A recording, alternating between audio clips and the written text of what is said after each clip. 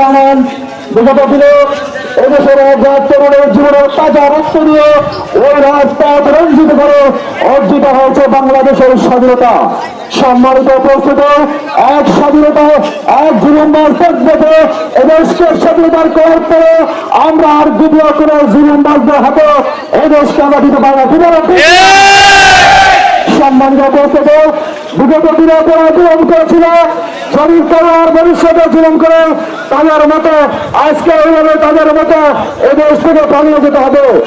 সম্মানিত উপস্থিতি, এদেশের মাল যান, এদেশের মানুষের মাল ইজ্জত সম্পদ আমাদের সকলের রক্ষা করার দায়িত্ব। আমরা সম্মিলিতভাবে এদেশের সকলের মাল যান ইজ্জতকে আমরা রক্ষা করবো। সম্মানিত উপস্থিতি, এ পর্যায়ে গুরুত্বপূর্ণ এবং সংক্ষিপ্ত করে বক্তব্য নিয়ে আসে আবু রায়হান ভাই, সভাপতি ইসলামী আন্দোলন বাংলাদেশ দক্ষিণ এশিয়া শাখা। السلام عليكم ورحمة الله وبركاته. نحمده ونصلي على رسوله الكريم. قال رسول الله صلى الله عليه وسلم انصر أخاك ظالما أو مظلوما. প্রিয় ভাইরা আমার, এতদিন আমাদের আকর্ষণ অনেক ভারী ছিল, আজ মনে হয় কিছুটা হলেও পাতলা হয়ে গিয়েছে। এতদিন আমাদের এই অঞ্চল জুলুমে মাজলুম জালেমে পরিপূর্ণ ছিল, আজ মনে হয় কিছুটা হলেও মুক্ত হয়েছে। আজ আমি এই মুহূর্তে স্মরণ করতে চাই আমাদের এই সমস্ত প্রিয় ছাত্ররা যারা এই দেশের জন্য নতুন করে জীবন দিয়ে নতুন করে আমাদের জন্য স্বাধীন করে দিয়েছেন। ওনাদেরকে জান্নাতের উচ্চ মাকাম দান করেন। ভাই আমার বন্ধুরা, আপনারা জানেন এই দেশ জুলুম অত্যাচারের সর্বশীর্ষে চলে গিয়েছিল। আল্লাহ তাআলা আমাদেরকে এই জালেম থেকে যে এত পর্যায়ে জুলুম করেছিল, যে যেভাবে লেজ গুটিয়ে পালাইছে, পৃথিবীতে এমন কোনো ইতিহাস নাই কোনো প্রধান এরকম করে পালায়, ঠিক না?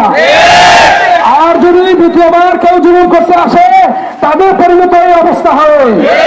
আমরা কারোকে জুলুম করতে দিব না, নিজেরা জুলুম করবো না, কারো জুলুম বরদাস্ত করবো না।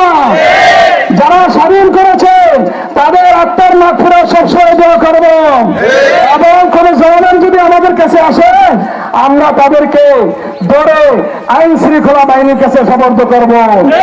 সবাই সতর্ক থাকবো, মা বোনদের ইজ্জত আমরা রক্ষা করেই ছাড়বো।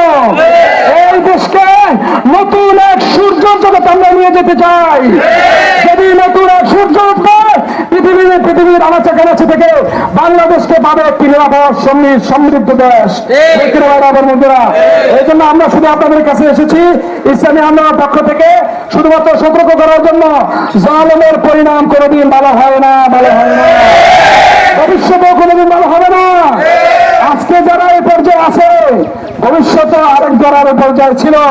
এই জন্য আত্মহারা হয়ে কোনো কাজ আমরা করবো না। যারা হুজুর সাল্লাল্লাহু আলাইহি ওয়াসাল্লাম বলেন উনসুর আখাকা যালিমান আও মাজলুমা, তখন সাহাবায়ে কেরাম জিজ্ঞাসা করলেন, ইয়া রাসূলুল্লাহ, মাজলুমকে তো সাহায্য আমরা কিভাবে করব, বুঝতে পারছি, জালেমকে কিভাবে সাহায্য করব? তখন হুজুর সাল্লাল্লাহু আলাইহি ওয়াসাল্লাম বলেন, জালেমকে জুলুম থেকে তার হাতকে ভেঙে দাও এবং জালেমকে জুলুম থেকে বিরত রাখো। এই জন্য ইসলামী আন্দোলন দক্ষিণ এশিয়ার পক্ষ থেকে আপনাদেরকে সতর্কবাণী হিসাবে আমরা এসেছি, এবং সুখে দুঃখে আমাদের ইসলামী আন্দোলনকে আপনারা সবসময় পাবেন, এবং ইসলামী আন্দোলন আপনাদের জন্য একদম নিরাপদ এক ঠিকানা ইনশাআল্লাহ। আল্লাহ তাআলা আমাদেরকে এই কথাগুলোর উপর আমল করার তৌফিক দান করুন। আর কোন চাঁদা, কোন ট্যাক্স আমাদের থানার পক্ষ থেকে